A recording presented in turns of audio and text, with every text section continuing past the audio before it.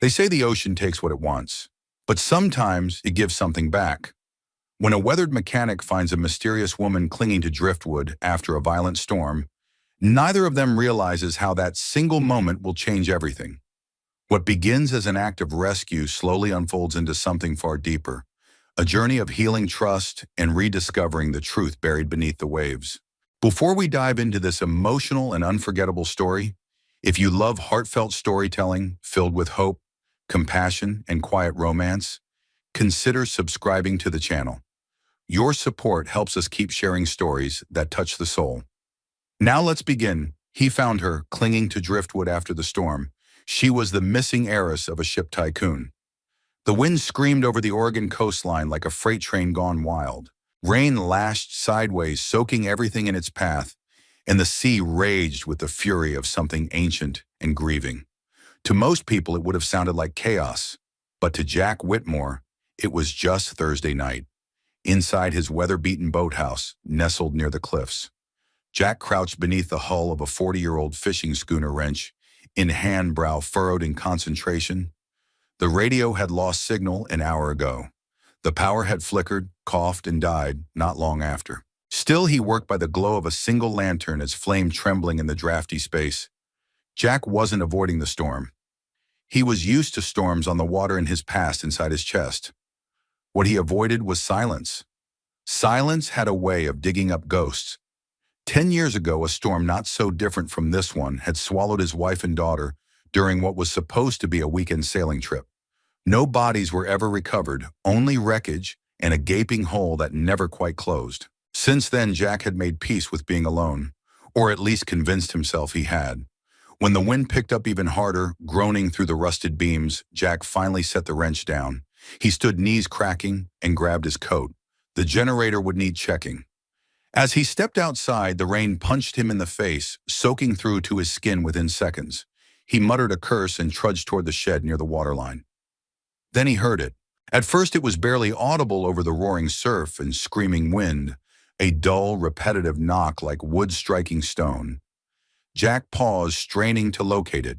It came again and again, not mechanical, not natural, rhythmic, desperate. He veered toward the beach, instincts taking over. The sand was slick, turning each step into a fight.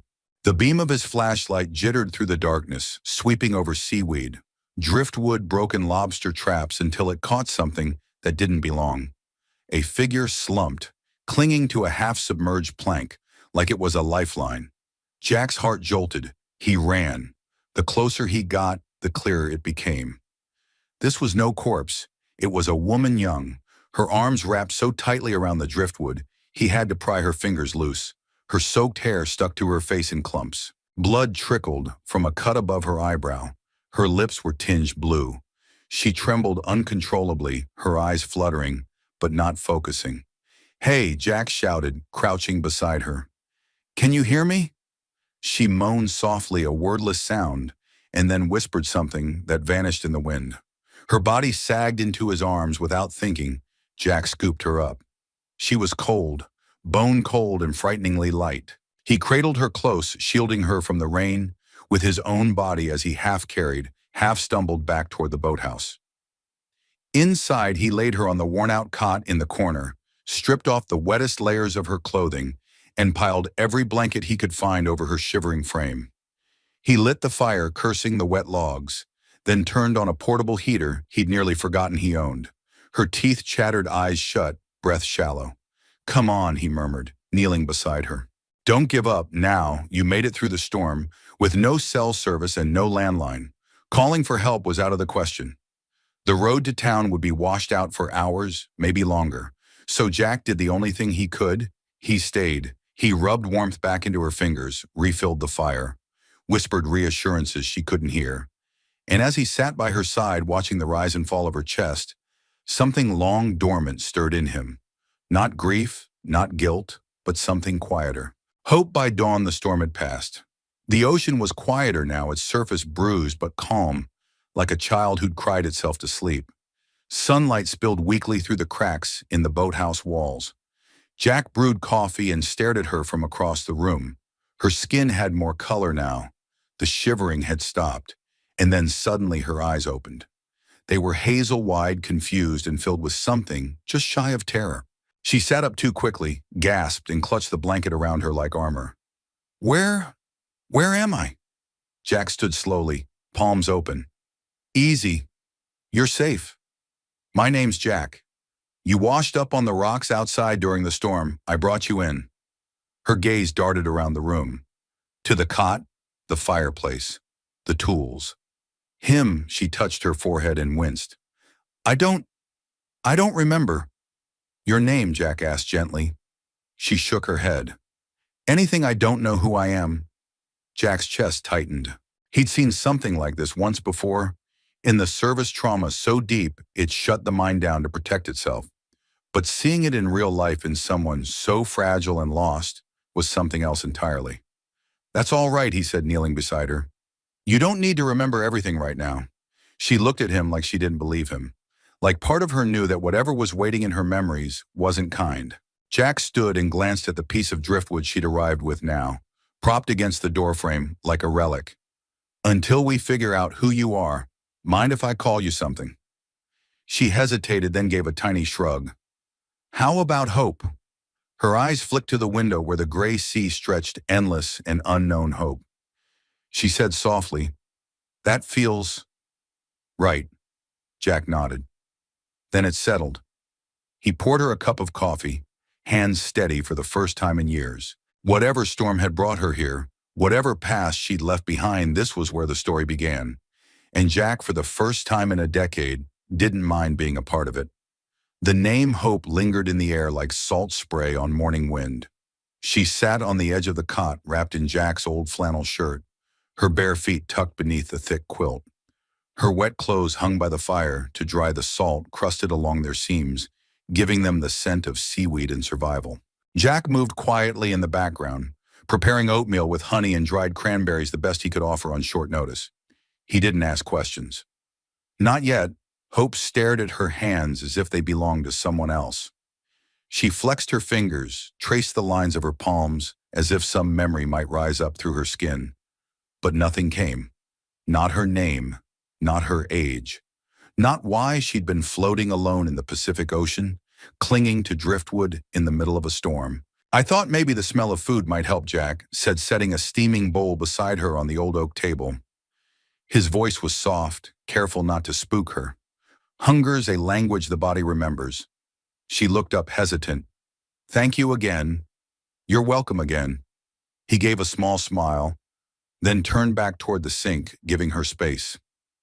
Hope took a tentative bite. The warmth spread through her, gentle and grounding. It reminded her of something home maybe, but the moment passed before she could catch it.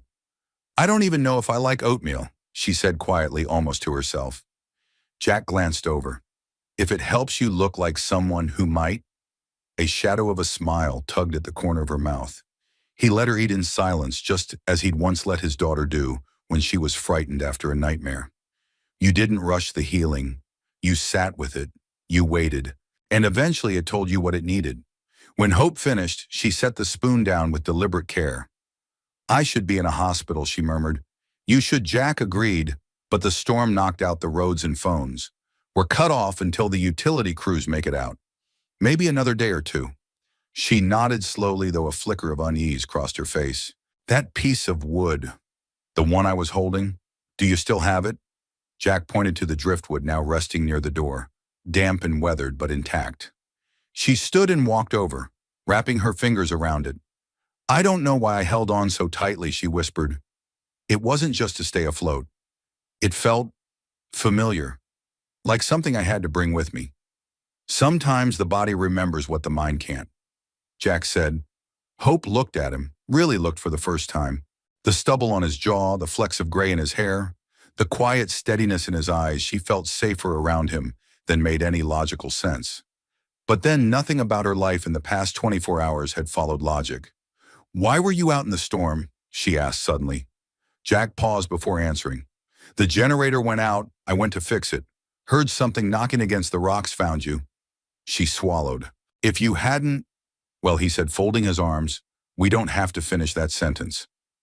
He nodded toward a coat draped over a chair. If you're up for a walk, there's a bluff just behind the boathouse.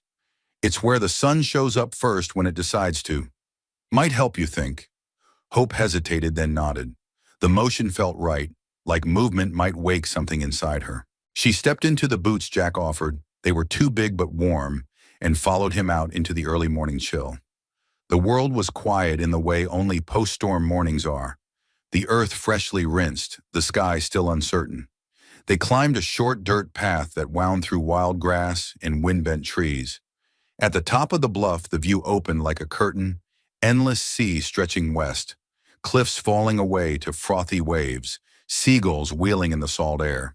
Hope stared out, her arms folded tight across her chest. "It's beautiful," she said almost reluctantly. "Terrifying, too." Jack nodded. "The ocean's never just one thing." She took a slow breath. "Do you think I fell off a boat?" "Could be," he replied. "That piece of wood looked like it came from a yacht or something fancy, not your average fishing vessel." "I have this feeling," she said, her voice unsteady, "that someone's looking for me. Or maybe that someone wanted me to disappear." Jack turned to her. "You think someone tried to hurt you?" "I don't know. It's just, I keep seeing flashes. Lights, music, a hand on my shoulder, then water so cold." She wrapped her arms tighter around herself, her jaw trembling. Jack didn't ask more. He placed a hand gently on her shoulder. Not to fix, not to press, just to say, "I'm here." They stood in silence for a while, letting the wind pass through them. Hope felt something begin to crack open inside her. Not memory, not yet, but presence. She was here, she was breathing, she wasn't alone. As they walked back to the boathouse, Hope asked, "Why did you name me Hope?" Jack considered this for a long moment before answering. "Because that's what I felt when I found you. And that's not something I've felt in a very long time." Hope didn't reply, but when they reached the steps, she paused and looked at the sea one last time. A question hovered behind her lips, unformed. She didn't know who she was or where she belonged, but this man, this place, this strange, fragile connection. It felt like the first thread in something she didn't yet understand. Maybe she didn't need all the answers right away. Maybe for now, being called Hope was enough. Hope woke to the smell of cedar smoke and salt air. It had been nearly 48 hours since Jack found her on the shoreline, and while her body was beginning to mend, her mind still felt like a shattered mirror. Memories came in fragments, a flash of champagne glasses, the hum of engines, the sting of sea spray, but nothing held long enough to grasp. Still, she was alive, breathing, awake. And in a place that strangely didn't frighten her, she pushed the quilt aside and rose from the cot. The room was quiet, sun filtering through the wood-slatted windows in golden stripes. She could hear gulls outside, the distant crash of waves, and a rhythmic tap tools, perhaps from somewhere nearby. She walked barefoot across the cool floorboards and found Jack outside, crouched beside an overturned rowboat. He didn't look up right away, focused on sanding down the keel. His movements were calm, methodical, the kind of quiet work that speaks to a man who's made peace with solitude. "Morning," she said gently. He looked up, shielding his eyes from the sun. "You slept late." "I feel like I haven't slept for days," she admitted, "but thank you for everything. I don't know how many times I've said that, but—" "You can keep saying it," Jack said with a shrug. "I don't mind." She smiled and walked a little closer. "What are you working on?" "Just fixing a crack in the hull," he replied. "One of the local boys took this thing out in rough water last week, came back half drowned and missing an oar." She reached out, running her fingers along the smooth edge of the boat. "You work with your hands a lot." "It's the only thing I trust these days," Jack replied, wiping sweat from his brow. "Wood's honest. If it breaks, it shows you where people—" Not so much. There was no bitterness in his voice, just honesty, the kind that made you stop and listen. "I'd like to help," Hope said suddenly. He blinked. "Help, I don't know who I am or what I'm supposed to be doing, but I know I can't just sit around waiting for answers to drop from the sky. Let me help, even if I'm terrible at it." He studied her for a moment, then handed her a sanding block. "Start here," he said, pointing to the worn side of the boat. "With the grain, not against it." She nodded and got to work. They spent the rest of the morning in companionable silence. Jack showed her how to seal a seam with resin, how to check for waterlogging, How to tell when a plank had one more season in it. Hope caught on quickly, and while her hands fumbled at first, there was a steadiness in her determination that Jack couldn't help but admire. When the sun reached its peak, they took a break. Jack handed her a thermos of water and a peanut butter sandwich, and they sat on an overturned crate near the boathouse, watching the waves roll in. "Do you remember anything new?" he asked gently. Hope shook her head. "Only flashes, a silver watch, a song playing on the radio, a man's voice saying my name. But not Hope. Something else. But I can't make it out, that'll come." Jack said brains are stubborn, but they're not permanent vaults. Sooner or later, something will click. She looked out at the horizon. "Do you ever wish you could forget?" Jack didn't answer right away. Instead, he took a slow sip from his mug. "Some days, yeah," he said finally. "But forgetting means losing the good with the bad. And I've got some good I want to hang on to." Hope glanced at him, sensing a story behind those words, but chose not to press. In the afternoon, they walked along the beach. Jack pointed out seabird nests tucked high into the cliffs, and the smooth stones locals swore brought luck. Hope picked one up, a pale gray oval, with a thin white stripe, and slipped it into her pocket without knowing why. At one point, she stopped and looked out over the water, her breath catching. "What is it?" Jack asked. "I think I was on a boat," she said slowly. "Something big, not a fishing boat, sleek, expensive. There were lights, music, people laughing, and then—" her voice faltered, her arms wrapped around herself instinctively. "And then I fell," she whispered. "Or I was pushed." Jack felt a cold ripple pass through him. He stepped closer, his voice steady. "You're safe now. Whatever happened, you survived it. But I don't know what I'm going back to," she said, her voice thick with unshed tears. "What if it's worse than being lost?" Jack wanted to offer reassurance, a tidy answer, a promise that it would all work out. But he knew better than to lie.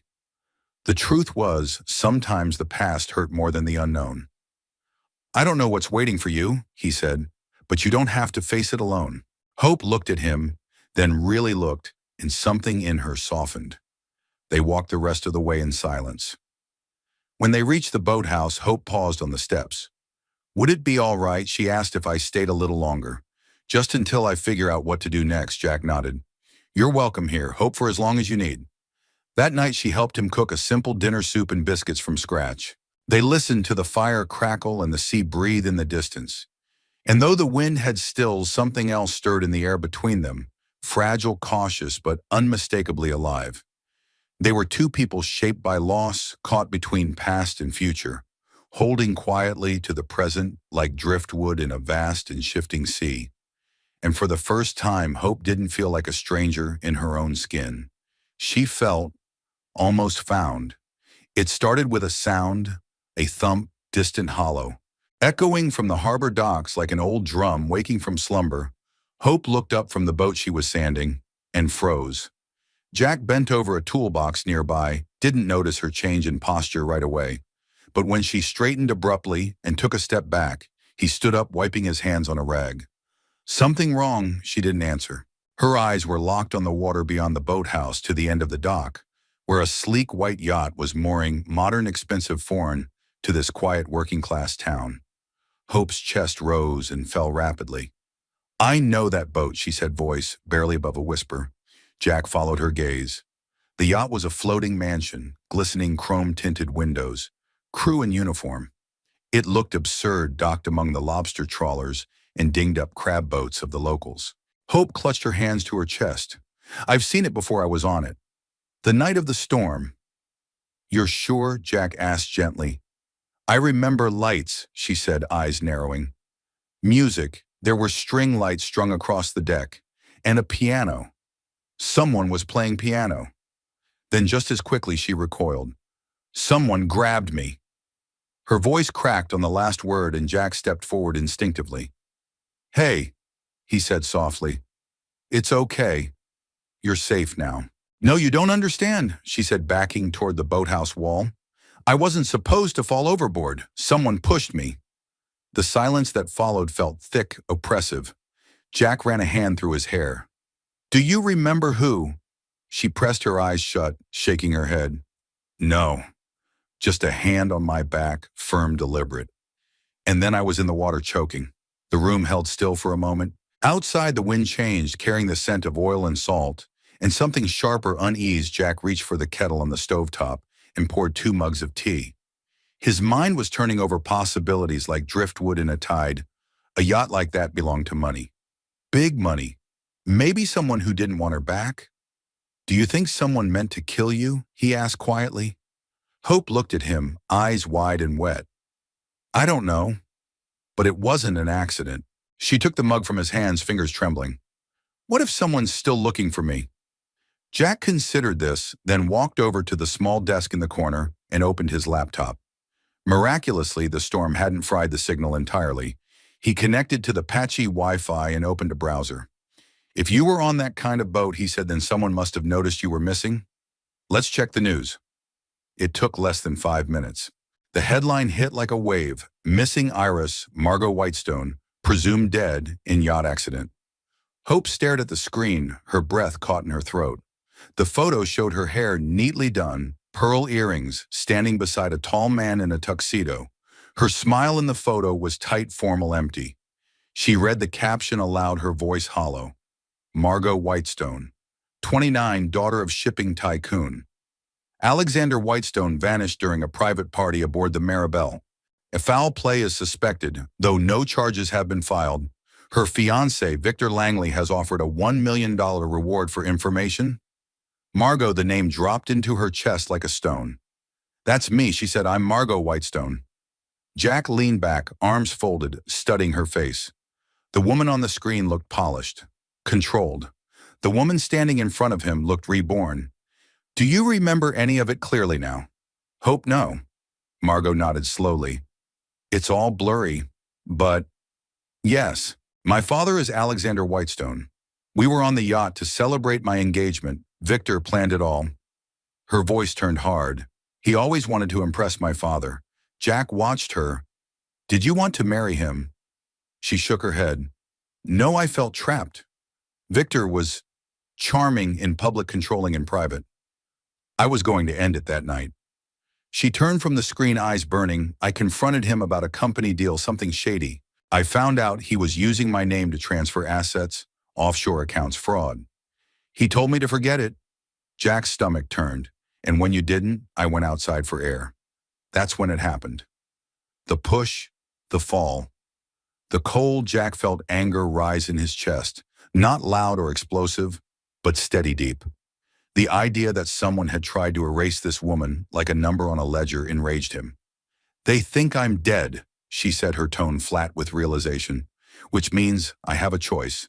I can stay gone, or I can go back." Jack said nothing for a moment.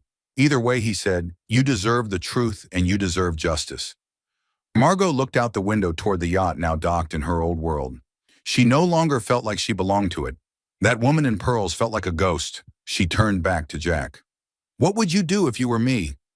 Jack hesitated, then answered simply, "I'd make damn sure they knew I survived." She took a long breath, eyes scanning the room.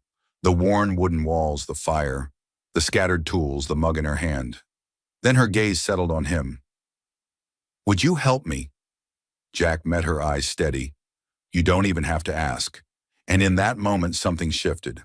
The tide in her soul began to turn. She wasn't Hope anymore. She wasn't just Margot Whitestone either. She was both, and she was just beginning to understand the power in that. The boathouse, once a quiet cocoon nestled between sea and sky, now held a different kind of silence. The charged, waiting kind. Margot sat at the edge of the dock legs, dangling over the weathered planks, her hair blowing in the breeze as she stared at the luxury yacht still moored in the harbor. Just yesterday, that vessel had been a blurry piece of her broken memory. Now it stood like a monolith from a life she barely recognized. She clenched her fists in her lap. "I should go down there," she muttered. Jack, who stood just a few feet behind her, with crossed arms and a cautious eye on the yacht, didn't answer immediately. He knew that look in her eyes, the one soldiers wore just before they walked into fire. "Go down there and say what exactly?" he asked calmly. "I don't know," she said, frustrated. "Maybe nothing. Maybe just to see if he's there." Jack's jaw tightened. If Victor Langley's on that yacht, then walking down that dock could be dangerous. Margot turned to him. "I'm not afraid of him." "You should be." The man tried to kill you. Margot, that doesn't just go away. She flinched a little at the use of her real name. Still unfamiliar, still sharp. She'd grown used to being hope to the safety that came with not knowing, but she couldn't pretend anymore. She couldn't hide in borrowed names and flannel shirts.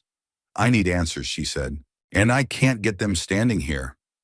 Jack studied her face for a long moment. Her features had changed in the short time he'd known her, not physically, but in presence. She was stronger now, more focused, but there was also an edge to her, the brittle kind that comes from realizing someone had once decided your life was disposable. You won't go alone, Jack said finally. If you insist on facing him, I'll be there. A brief silence passed between them, then Margot nodded once. They waited until dusk. The marina had quieted and the tourists had trickled off into town for dinner. Jack pulled an old navy peacoat over his shoulders, while Margot, now in a simple black sweater and jeans borrowed from one of Jack's storage bins, tied her hair back and pocketed the lucky stone she'd found on the beach for strength. They approached the yacht as the lights flicked on across its decks. It looked exactly like she remembered: polished rails, white leather cushions, and the faint hum of music behind tinted glass. The name Maribel gleamed in gold across the stern. A crew member in a white polo shirt looked up as they neared. "Can I help you?" he asked. Margot stepped forward. Her voice, to her own surprise, was steady. "I'm looking for Victor Langley." The man narrowed his eyes clearly, scanning her face. His expression faltered. "One moment," he said, turning toward the interior. Jack moved closer, his body angled slightly in front of her. "You sure about this?" "No," she admitted. "But it's time." Footsteps returned faster this time, and then he appeared. Victor. He stepped onto the deck with the air of a man who thought every room belonged to him. Tall, tan, immaculately groomed, his linen shirt unbuttoned just enough to suggest wealth without effort. He froze when he saw her. For a heartbeat, nothing moved. Then his jaw twitched. "Margot." She stood taller. "Hello, Victor." His eyes darted toward Jack, then back to her. "But how they said you were dead," she said coldly. "I was to you, at least." He took a cautious step forward. "Margot, I thought you drowned. I called the Coast Guard. I don't lie to me." Her voice cracked like ice. "I remember Victor. Not everything, but enough. The confrontation, the threats. The moment I turned my back," Victor's eyes flicked to the crew member still hovering nearby. "This isn't the place," he said. "Let's go inside. Talk privately." "I'm not here to talk privately," she said. "I'm here to tell you. I remember what you did, and I'm not going away." Jack's presence behind her was quiet but firm. Victor glanced at him again, reading the threat in Jack's posture. "You don't have proof." Victor hissed, the mask slipping just enough to show the man underneath. "No one will believe you're wrong," Margot cut in. "Because this time, I'm not alone." She pulled out a flash drive from her pocket, the one Jack had helped her load earlier, with screenshots of financial transfers she had remembered and searched for. Not everything, but enough. And more importantly, she had a voice now, and she was going to use it. Victor's face paled, but he quickly forced a smile. "We can make this go away. Name your price." Margot's hand shook as she stepped closer. "You already tried to make me go away. This time I decide what happens." Jack stepped forward, his voice low. "You should get off this boat, Mr. Langley. Before you say something else you can't take back." Victor sneered, but took the hint. He retreated inside without another word. Margot turned, legs weak, breath shaky. Jack steadied her with a hand on her back. "You okay?" "No," she whispered, "but I'm glad I did it." They walked back in silence, the stars beginning to prick the sky above them. The tide was rising, slow, steady, unstoppable. That night, Margot stood by the fire, her shoulders wrapped in one of Jack's blankets. She watched the flames flicker, her mind turning over everything she had said and everything still left unsaid. "I thought seeing him would make me feel powerful," she murmured. "But mostly I just feel tired," Jack nodded. "That's normal. It takes a lot of strength to survive someone who tried to erase you." "I think I'm starting to remember who I was," she said, "but I'm not sure I want to be her anymore." Jack looked up. "Then don't be someone else. Be someone new." She turned toward him, her expression soft. "Hope." His smile was quiet. She's not such a bad person to be. Margot walked to the window staring out at the sea. I'm going to disappear again, she said. But this time it'll be my choice. And I'll come back when I'm ready, not just to fight, but to live. Jack said nothing, but in his silence there was agreement. Trust, something deeper than words. The heiress the world had lost was no longer missing. She had chosen instead to begin again. The next morning broke quietly without ceremony. A soft marine layer drifted in from the coast, folding over the cliffs like a shroud, turning the world muted and gray. Jack stood at the kitchen counter pouring coffee, his every motion unhurried as if he were trying to delay the weight of what this day might bring. Across the room, Margot sat with her knees pulled up to her chest on the faded leather couch, staring at the flash drive resting on the coffee table. The faint hum of the laptop beside it filled the silence like an anxious breath. I had forgotten about this part, she said softly, her eyes distant. The part where I have to look, Jack glanced over. You don't have to. Not if you're not ready, I'm not ready, she said.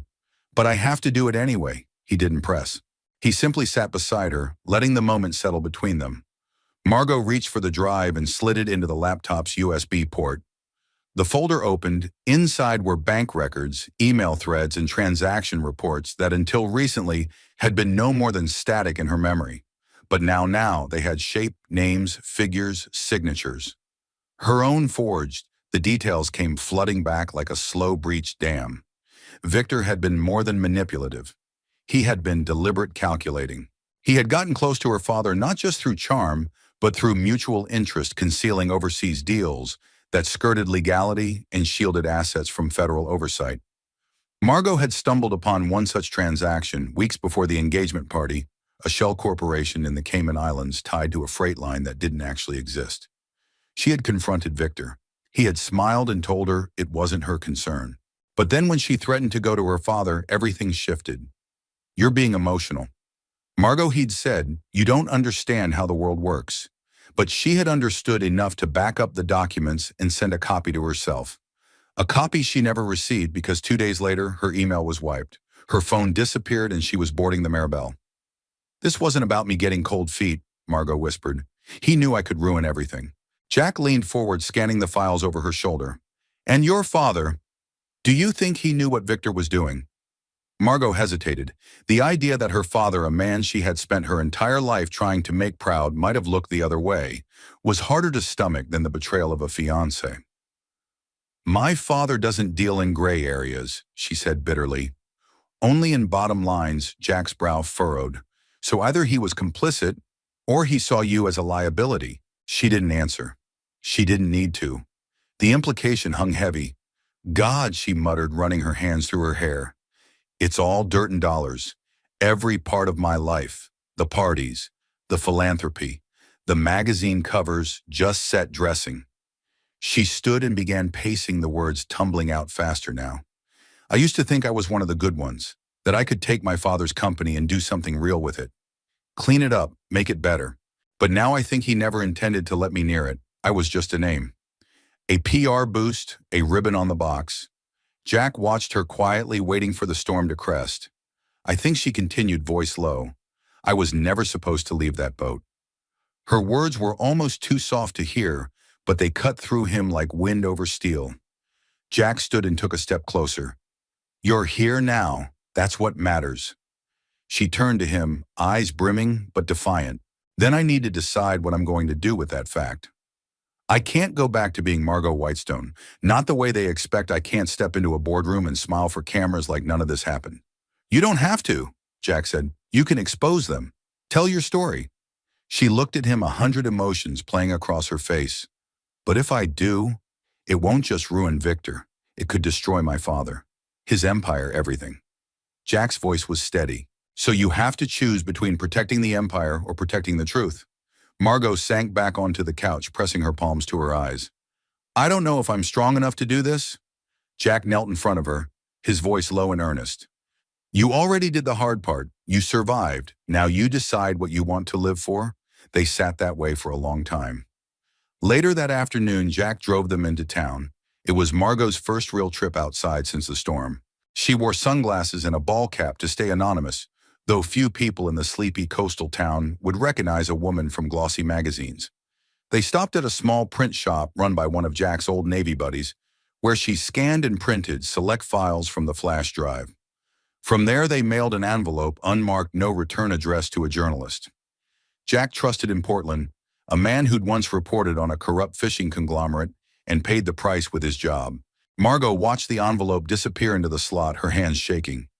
"There's no taking this back," she whispered. "Then don't look back," Jack said. They sat at a quiet bench near the harbor afterward, watching the boats sway in their slips. The Maribel had already gone. Victor had likely received the message loud and clear. "Do you think they'll come after me?" she asked. Jack didn't answer right away. "They'll try," he said finally, "but you're not who you were." She glanced sideways at him. "And who am I now?" He met her eyes, calm and certain. "Someone the world underestimated, and someone they're going to regret crossing." Margot looked back out at the water. It was calmer today, less threatening, more alive. The same sea that had nearly claimed her had returned her with purpose. For so long she'd been defined by legacy, by wealth, by other people's decisions. But now for the first time she was building something of her own. Not a fortune, but a voice. A truth they had tried to bury.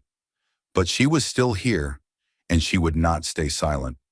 The fog that had blanketed the coast all morning began to lift by late afternoon, revealing a sun-soaked harbor and boats glistening like small monuments on glassy water. Jack and Margot walked in silence back toward the boathouse, a crisp breeze tugging at the hem of her borrowed sweater. The envelope had been mailed, the truth set loose, and now there was nothing to do but wait. Margot had imagined feeling triumphant, maybe even free, but instead an ache had settled deep inside her chest. A quiet knowing that something was ending, and whatever came next wouldn't be simple. Inside the boathouse she paced. "You ever feel like you're standing in the middle of a bridge?" she asked suddenly, not sure which way to go. "Like you don't quite belong on either side." Jack looked up from where he sat, sharpening a chisel on the workbench. He didn't answer right away. Instead, he set the tool down and wiped his hands on a rag. "Yeah," he said. "More times than I'd like to admit." Margot leaned against the frame of the open doorway. The sea stretched beyond them, as calm as it had been chaotic days before. But the storm inside her still churned. "There's a part of me that wants to disappear completely," she said. "Just vanish. Leave the Whitestone name behind. Let them clean up their own mess. I could start over somewhere quiet. Maybe even stay here." Jack met her eyes but said nothing. His silence wasn't cold. It was spacious, the kind that allowed her words to settle and echo. "But then I think," she continued, "if I run, they win. And worse, I'll never stop wondering if I could have done more. Exposed more. Helped someone else not fall into the same trap." Jack stood crossing the room to stand beside her. "You've already done more than most people in your position ever would," he said. "But this isn't about just doing more. It's about asking what you want for your life." She looked at him, almost vulnerable. "That's the problem. I don't know what I want." "Not yet," Jack nodded. "Then don't rush the answer." They stood quietly at the threshold for a moment longer before Margot turned away and wandered toward the old bench beneath the cedar tree near the bluff. Jack stayed back, watching her silhouette against the pale horizon. She moved with a kind of tension, the weight of someone who'd carried more than her share, yet wasn't quite ready to set it down. She sat there for nearly an hour. When she finally came back inside, the shadows had begun to lengthen, and Jack was boiling water for tea. She dropped a folded piece of paper on the table between them. "What's this?" he asked. "My name. My full one, social security number, a few contacts in case something happens to me." Jack's jaw tensed. "That's not going to happen."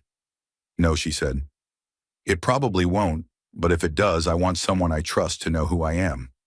He stared at the paper, then at her. "Why me? Because you don't want anything from me." The words landed like a stone in a still pond. Jack didn't respond right away.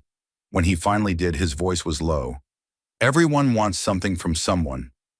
Margot, even me." She raised a brow. "Oh, and what is it you want?" He hesitated, searching her face. "I want you to know that you deserve better than people who use you. I want you to know you can stay here if you want to." That you don't owe the world a performance just because it's watching. Something flickered in her eyes, not tears but the recognition of truth, pure and hard and strangely gentle. She sat down at the table across from him. You've been honest with me since the beginning. Even when it hurt, I figured you'd had enough lies to last a lifetime, he said. A small smile tugged at her mouth. Yeah, I have. They drank their tea in silence, the kind that doesn't need to be filled. Just as the sun began to dip, casting long streaks of gold across the windows, Jack rose and pulled something from the top drawer of the workbench. A small carved boat, no more than 6 inches long. I made this a few years ago, he said, placing it gently in her hands. Used to think I'd toss it out when I got tired of looking at it, but I couldn't. Margot studied it, the delicate craftsmanship, the smooth curve of the hull, the care in every detail. It's beautiful, she said, brushing her fingers over it. I started building it after the accident, Jack said. After my wife and daughter were lost, I didn't know what else to do with my hands. Couldn't fix what was broken. So I just kept shaping wood. Margot looked up at him, the edges of her eyes soft.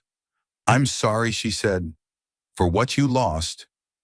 He nodded, accepting the words. Some losses never go away.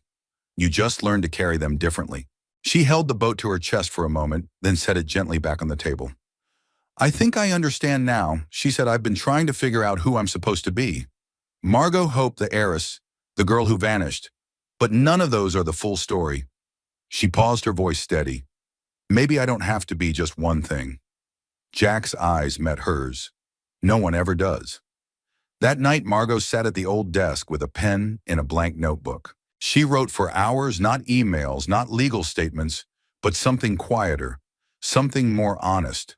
Letters to her father, to the press, to the lawyers she trusted once, but also to herself. By the time she looked up, Jack had fallen asleep in the chair by the fire, book in hand. She studied him for a long moment. His face was softened by sleep, a man who had known pain but carried it without bitterness. She thought about what he said about not rushing the answer, and for the first time she allowed herself to believe that maybe she didn't need to choose just yet. Maybe the bridge between two worlds wasn't a place to escape from, but the exact place she needed to be. Not lost, just in between. And maybe she wasn't alone on it. The air carried the scent of pine and brine as the morning sun climbed slowly above the ocean, casting long gold fingers across the boathouse walls. Jack was already awake, whistling softly under his breath as he wiped down his tools and stacked them neatly on the workbench. He'd never been one to make noise in the morning, but today he moved slower than usual, the kind of slow that comes when you know something is about to end. Margot stood outside on the bluff, wrapped in a windbreaker, watching the sea. Her bag, a small canvas duffel borrowed from Jack, sat beside her feet, half-zipped. She had packed lightly. A few clothes, the wooden boat Jack had given her, a journal, and the USB drive. Just enough to say she'd been here. Just enough to remember. She didn't say anything when Jack stepped up behind her.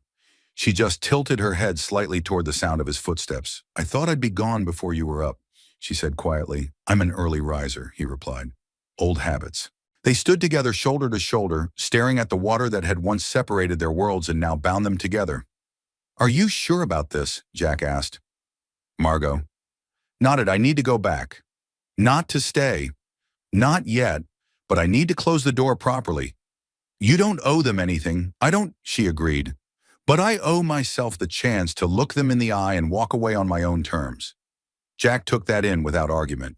He had known she would leave from the moment she remembered who she was. It had only ever been a matter of when, but that didn't make it easier. There's a train from Newport, he said. Runs twice a day. One leaves at noon. I'll be on it.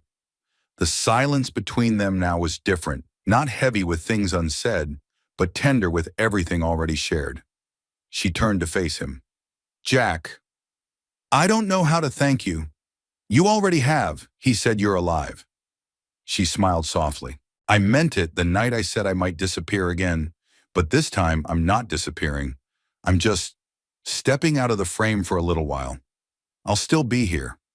Jack said, his voice even. This place doesn't move much, I know. They walked back to the boathouse. She picked up her bag and slung it over her shoulder. Jack handed her a travel mug of coffee, strong and black, just how she'd come to prefer it. At the door she paused, then stepped back inside. Her gaze swept the room, the firewood stacked neatly by the stove, the cot she'd first woken up on, the oil lamp still hanging from the beam, and finally the table where she'd written her first letter to the father, who still hadn't called. "I don't know who I'll be when I come back," she said. Jack looked at her with something close to affection, but gentler, quieter. "You'll be whoever you choose to be. That's enough." She stepped closer and placed a hand on his chest, not romantic, but grounding, like anchoring herself to someone real before she faced what was next. "I've never had anyone who saw me without asking for something in return," she whispered. "You do now." She nodded, once turned and walked to the truck. The ride to town was mostly quiet. Jack drove without the radio on hands, steady on the wheel, while Margot watched the coastline blur past the window. The fog had lifted completely by now, revealing every cracked rock, every sun-bleached tree, every wave folding against the shore. She memorized it all. At the station, Jack parked in the gravel lot. They stepped out the train already, a faint rumble in the distance. Margot turned to him one last time. "You'll know if I'm all right, I'll know," Jack said, "because you're strong enough to make it so." She took a deep breath and nodded. Then she leaned in and wrapped her arms around him. Jack didn't flinch, didn't stiffen. He returned the embrace fully protectively, like a harbor closing around a boat that had weathered the worst of the storm. She pulled back. "Goodbye, Jack." He nodded, "Until soon." She boarded the train. Through the window, Jack watched her take her seat, the duffel at her feet, the coffee in her hands. For a brief moment, their eyes met again through the glass. No wave, no final word, just a look. Then the train pulled away and Margot Hope was gone. That evening, Jack sat on the porch, a glass of bourbon in his hand and the wind tousling his hair. He looked out over the ocean, now quiet, almost still, and thought of her. He didn't know where she would go first. To a lawyer, to her father, to the press, it didn't matter. What mattered was that she had walked back into that world on her own feet. He picked up the small carved boat from the table and turned it in his hands. She had left it behind intentionally with a note folded beneath it. "This helped me find my way. Keep it for me, I'll come back for it and for the person I was when I met you." Jack smiled, not a big smile, just a quiet one, the kind that stays long after it fades. The fog would roll in again tomorrow. The sea would stir. The tools would hum back to life in his hands, but something had changed, something deep and permanent. He had not saved her. She had saved herself. But in doing so, she had reminded him of something he had long forgotten, that hope could be found even in the darkest water, and that sometimes it washed ashore when you least expected it. It took less than 48 hours for Margot's return to explode across the news. The moment she stepped through the rotating glass doors of the downtown Portland law firm, the same firm that had handled her family's business for over 2 decades, a junior associate recognized her. By the time she left the building, flanked by a legal aide and clutching a thick folder of statements, the headlines had already begun to roll out like waves crashing in sequence. "Missing Heiress returns from the dead." "Margot Whitestone speaks betrayal, survival, and a fight for the truth." "Victor Langley under federal investigation." After explosive evidence surfaces. Margot didn't speak to reporters that first day. She let the paper trail speak for itself. Bank records, digital backups of the forged signatures, and her handwritten testimony filed with the district attorney. She gave the facts, not drama. She wanted to be heard, not pitied, understated, precise, and deliberate, like a scalpel. But that didn't stop the media from spinning its own versions. There were segments about her miraculous survival, flashy reenactments of the night she vanished, panel discussions on television, dissecting her relationship with Victor Langley. They pulled old photos of her at charity galas, sound bites from board meetings and interviews she'd given as a 20-something, trying to prove she was more than her father's shadow. She watched it all from a hotel room she'd booked under a pseudonym. The Margot on the screen looked polished, flawless, a mask made of bone-white smiles and carefully chosen words. The woman sitting in bed with her knees drawn up and dark circles under her eyes didn't recognize her. A knock at the door startled her. Her lawyer, Rebecca Sloan, stood on the other side holding a copy of the New York Times and a tablet blinking with notifications. You're going viral, Rebecca said dryly, setting both down on the table. Great, Margot muttered. Every survivor's dream, Rebecca sat across from her, folding her legs like someone about to give bad news gently. They're going to subpoena Victor officially, she said. But your father is harder. Margot's fingers stiffened around her mug. He knew Rebecca hesitated. We can't prove direct knowledge, but he signed off on some of the deals Victor used as cover. Offshore transfers, asset shielding. If he didn't know he should have, that's negligence at best. Willful blindness at worst. Margot didn't speak. There's more, Rebecca added. He released a statement. She slid the tablet across the table. Margot tapped the screen. A pre-recorded video played her father, Alexander Whitestone, seated behind the mahogany desk in his Manhattan office flanked by the company's insignia. He looked older, paler, but still formidable. My daughter Margot's return is a blessing beyond words. We are grateful she is alive and safe. Any allegations of misconduct involving Mr. Langley or the Whitestone Corporation will be handled through proper legal channels. In the meantime, I ask that the public respect our family's privacy as we reunite and heal. He didn't mention her bravery, her ordeal, her evidence. He never even said her name again. Margot shut off the screen. Classic deflection. Rebecca said, he's making it about optics. Keeping the board calm. Margot set the tablet down and stood walking toward the window. Portland stretched out below her, the streets buzzing with mid-morning traffic, people with their own errands, worries, lives. Somewhere out there, someone had just read her name and made a judgment, and someone else had just whispered it with awe. She closed her eyes. I didn't come back for him. Or the company. I know I came back to speak. She said to make sure they didn't erase me. You did, Rebecca said, and you shook the entire house doing it. Later that day, Margot agreed to one interview. One only, not for profit, not for fame. Just to set the record straight on her terms. She chose a quiet podcast hosted by a woman who had built a platform on listening to survivors. No flashing lights, no studio audience, just 2 chairs, 2 voices. When the interview aired, it wasn't her tears that went viral. It was a single sentence. I didn't drown, I was pushed. And I will never let them bury the truth again. Back at the Oregon coast, Jack watched the clip on his laptop in the dim light of the boathouse. The fire crackled behind him, the kettle gently whistling, and Gulliver, the stray cat who had recently adopted him, curled at his feet. He hadn't turned on the television in years, but for this he made an exception. There she was, poised, candid, clear-eyed, still Margot. But something more. The woman he had found clinging to Driftwood wasn't lost anymore. She was charting her course now. Storm be damned. He smiled softly, took a sip of his tea, and leaned back in his chair. She'd done what she set out to do. Not just survive, but face them, speak truth, rise. She hadn't called yet. He hadn't expected her to. She was in the thick of it now. Lawyers pressed lawsuits, memories sharp as knives. But he kept a little wooden boat on the windowsill just in case. And every now and then, he would look out to the horizon and wonder, not with worry, but with quiet hope, how far she'd come and when she'd be ready to come home. The first letter came on a Thursday. Jack found it tucked inside his mailbox, nestled between a parts catalog and a community flyer for the local sea festival. No return address, but he knew her handwriting instantly slanted deliberate, like someone who had learned to speak carefully and write with purpose. He opened the envelope with a carpenter's knife and unfolded the page. Dear Jack, I don't know where to begin, so I'll begin with this. I'm okay. Not always okay, not every moment of every day. But I'm standing. I've learned that's a kind of victory too. Everything you said about choosing who I want to be, it's in my bones now.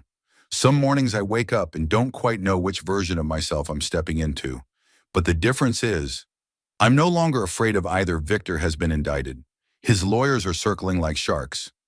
But the DA is solid. My testimony, the files, the paper trail, it's all holding. The court date is months away, but they've frozen his accounts. He can't buy his way out this time. As for my father, we spoke once. It was short, hollow. He asked if I'd consider stepping back from the press for the family's image. I told him the family could survive a little public discomfort. Not sure he liked that. But Jack, here's what I really want to tell you, the thing I couldn't say before I left. You reminded me that truth isn't loud, It doesn't always come with sirens or headlines. Sometimes it's the quiet man who carries it, the one who listens instead of speaks, the one who builds things not to show off, but because healing is found in the making. You didn't just save me from the storm. You helped me remember who I am. Until soon, Margot. Jack read it twice, then again once more, before carefully folding it back and tucking it into a wooden cigar box he kept in the drawer beneath the workbench, a place where things worth keeping were laid to rest like sacred relics. He didn't reply. Not yet. But the next week another letter arrived, then another. Each time Margot wrote from somewhere new, a cabin in the Catskills, a retreat in Mendocino, a rented flat in Vermont. She wasn't hiding, she was rebuilding, piecing together a life that was hers, not one crafted for her by press releases and social expectations. Her words were raw at times, but always luminous, like driftwood, polished by sea and time. In one letter, she described planting a garden for the first time. In another, she wrote about volunteering at a women's shelter under an alias. Sometimes it's nice to be nobody at all, she'd written. But still myself, Jack responded once after the fourth letter. He kept it short. Dear Margot, the boathouse is quieter without you, but it holds the echo of your footsteps. The gulls still bicker on the roof like old men. The cedar tree is blooming early this year. I'm proud of you. Not for what you did, though, that would be enough, but for the way you did it, with grace, with grit. On your own 2 feet, take your time. No one's rushing the tide. Jai, he didn't know what to expect after that, but her next letter arrived right on time. Dear Jack, you said no one's rushing the tide. That made me smile. I think I've been the tide all my life, rushing in, crashing hard, trying to reshape everything around me. But maybe now, I just want to be the shore. Steady waiting, soft enough to welcome what returns. I'm not there yet, but I think I know the way. Do you still have the little boat, the one you carved? I picture it on your shelf sometimes, right where the light hits in the late afternoon. That's how I imagine you, hands busy thoughts. Quiet, the ocean humming in the distance. I miss the sound of your kettle. I miss the silence between your sentences. I miss you. I'll write again soon. I hope one day I won't have to love me. Jack didn't show the letters to anyone. He didn't need to.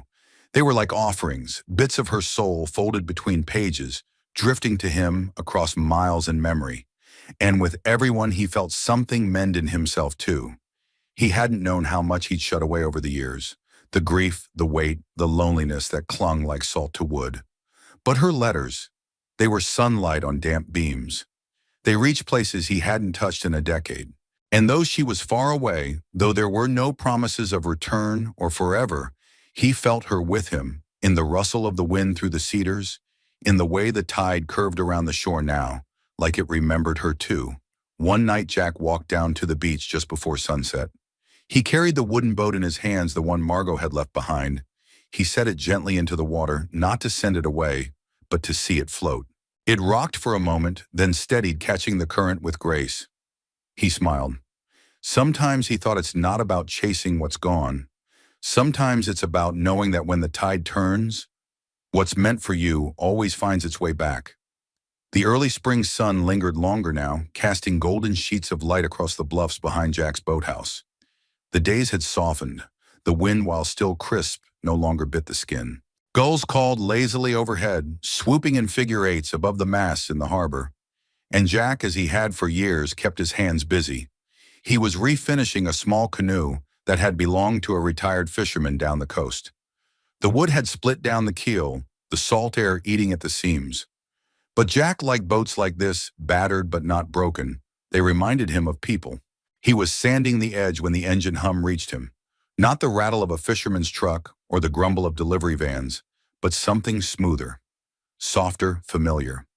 He didn't turn around immediately. He didn't need to. Instead, he laid the sanding block down and slowly rose, wiping his hands on a rag heart already tightening in his chest. The car came to a gentle stop outside the boathouse. A door opened, then closed, and then silence. Jack turned. She stood there, hair longer now, darker at the ends, curled slightly by the wind. Her coat flared around her knees, her hands hung loose at her sides, a canvas tote slung over one shoulder. She wore no makeup, no jewelry, no armor. But her eyes, those clear, intelligent eyes, they were unchanged, just steadier now rooted. He didn't say anything. Neither did she. They simply looked at each other for a long moment, as if unsure whether to laugh or cry, or whether they might do both. Then Margot took a step forward. "I didn't want to write this. Time," she said softly. "I wanted to say it." Jack nodded once the lump rising in his throat preventing words. "I'm back," she said. "Not because I ran out of places to go, not because I needed a break, but because I've been to the end of the map and this is where the road turns soft again." She looked at the boathouse behind him, the cedar tree swaying in the distance, the porch where they'd once watched the world grow quiet. "This is where I want to begin. Really begin." Jack cleared his throat. "You sure I'm not sure of anything?" she admitted, "except that I don't want to do the next chapter without you." He let out a breath, part relief, part surrender. "You didn't have to come back," he said. "I know," she said. "But I wanted to." Jack stepped forward, meeting her halfway. She smiled, a small, real thing, and he reached out, brushing a strand of windblown hair from her cheek. His hand lingered for just a moment longer than needed. "I kept the boat," he said. Her eyes shimmered. "I knew you would." They walked slowly to the bluff where they had stood together all those weeks ago, when she was still hope, and he was still afraid to believe in second chances. Now she reached into her tote and pulled out a journal, the same one she had written in through her travels. She placed it carefully on the bench along with the stone she'd picked up from the beach, the one that had brought her luck. "Aren't you going to toss it back into the sea?" Jack asked gently. Margot shook her head. "No, some things aren't meant to be let go. They're meant to be planted." She looked around. "This place, it's seen versions of both of us, the broken ones, the ones who weren't ready. But I think maybe we're ready now." Jack turned to her. "What do you see when you look ahead?" She paused. "A garden, a small workshop, maybe a dog, I don't know. A life, one that doesn't feel like a performance." He studied her, then nodded slowly. "You don't have to be anyone's legacy here." "I know," she said. "That's why I came." They stood in silence for a while, watching the tide roll in. Later, back at the boathouse, Margot made tea while Jack lit the fire. It felt natural, as if she'd only stepped away for a long errand, and the rhythm of their life had simply paused in her absence. They didn't talk about court cases or headlines or boardrooms. That part of the world felt far away, and deservedly so. "I've thought a lot about what healing means," Margot said as she passed him a mug. "Everyone wants it to be this straight line, but I think it's more like stitching a sail, slow, precise. You don't always notice when it's getting stronger, but one day it holds the wind again." Jack smiled. "That's a good way to put it." She sat across from him, pulling her knees up beneath her. "I used to think I had to rebuild my old life, prove that I could return to it, shine it up, make it mine. But now, I don't want that life back. I want something that's real, even if it's small, even if it's quiet." He sipped his tea. "You sure you're ready for quiet?" Margot grinned. "As long as it's the kind where the silence says more than words." Jack nodded, something soft unraveling in his chest. He hadn't imagined this future, hadn't dared. But now, as the fire cracked and the steam rose from their mugs, he let himself settle into the peace of it. Not an ending, a return. A new chapter written not with fanfare, but with footsteps back to the place where everything had truly begun, with driftwood and salt, and a woman who had been both lost and found. The woman who had chosen to come home. Spring came gently to the Oregon coast that year.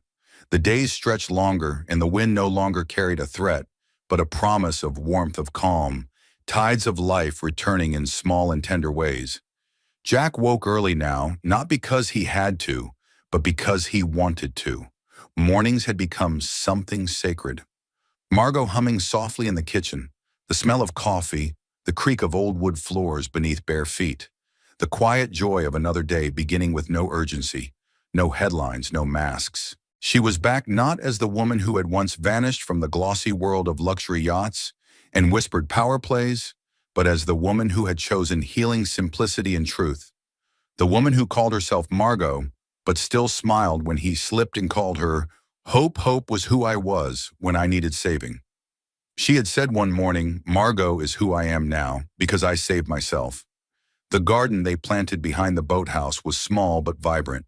Rows of herbs, tomatoes, sunflowers swaying like dancers in the breeze. Jack had built her raised beds out of driftwood, each board sanded and smoothed, engraved with a quiet line of poetry or memory. She watered them barefoot, laughing when the hose curled like a snake at her feet. Sometimes she'd press seeds into the earth as if planting parts of herself, things she was ready to grow, not bury. One afternoon they walked along the bluff and found the exact place where Jack had first taken her to see the sea, the day she hadn't even known her own name. She stopped there, pulled from her coat a small plaque she'd carved herself, and hammered it gently into the earth. It read, "Here begins again." He hadn't said anything. He'd simply taken her hand, and together they watched the waves roll in and out, a rhythm older than pain, more certain than memory. In town, people began to notice them. The woman with the sharp eyes and soft voice who helped at the library fundraiser, the man who repaired boats with his sleeves rolled up and a silver ring on his finger. Now a simple band Margot had given him, not for ceremony, but for remembrance. "You never asked for me to stay." She'd told him one night, "I didn't want you to feel like you owed me anything." He'd replied she had cupped his face and said, "Then I'm staying because I don't." She never returned to the family mansion in New York. Her father had called twice more, once to make peace, once to offer her a public reconciliation. She'd declined both, but she'd sent him a letter, handwritten and quiet, saying she hoped he found something real in the space where legacy once lived. She never heard back, and that was okay. Some endings didn't need applause, some needed silence. Victor Langley was indicted on multiple charges. The trial made headlines. She testified firm and composed, and then walked out of the courtroom and didn't look back. Justice was served, but more importantly, so was closure. She didn't follow the headlines anymore. Instead, she followed the tide. One morning, long after the court cases were behind her, and the world had moved on to newer scandals, Margot stood barefoot on the beach, her arms crossed lightly over her chest. The wind tangled her hair. Jack stood beside her, his hand brushing against hers, and for a moment they just watched the horizon together. Out in the water, a small wooden sailboat bobbed gently, the same one they'd restored together over the winter. The mast rose proudly, the sails tucked in for now, the tiller wrapped in braided rope she'd chosen. "We should name her," she said. "You saved her." "You name her," Jack said. Margot smiled and looked down at the carving. Jack had just finished along the edge of the hull, the driftwood grace. She exhaled slowly. "That's perfect. She was broken," he said, "but worth saving." She nodded, her eyes misty like us. Jack helped her step into the boat. They pushed off slowly, quietly, letting the wind catch them just outside the inlet where the sea opened wide and blue. The world felt vast again, not threatening, but full of possibility. They didn't speak much on that first voyage. They didn't need to. Margot let her fingers trail through the water as the boat moved forward. The same sea that had once stolen her name now seemed to return it with every gentle wave. It whispered not of who she had been, but of who she had become. And Jack's steady kind. Jack sat beside her not as a savior or a crutch, but as a companion in the truest sense. Someone who had walked with her out of the dark and never asked to be anything but present. As the shore grew smaller behind them and the wind carried them farther out, Margot closed her eyes and breathed deep. She had been lost. She had been broken. But the tide had brought her back, not to the life she had before, but to the life she'd always deserved, a life of truth. Of peace, of love, not loud and glittering, but steady as the sea. And so the story ends, not with a rescue, but with a return, not with a storm, but with still water, not with a goodbye, but with a new beginning. We'd love to hear from you. Where are you watching from? Let us know in the comments below. And if this story touched your heart, don't forget to like and share it with someone who might need a little hope today. And if you haven't already, make sure to subscribe to the channel so you won't miss the next story that might just stay with you forever. Thank you so much for watching. We truly appreciate you. See you in the next one.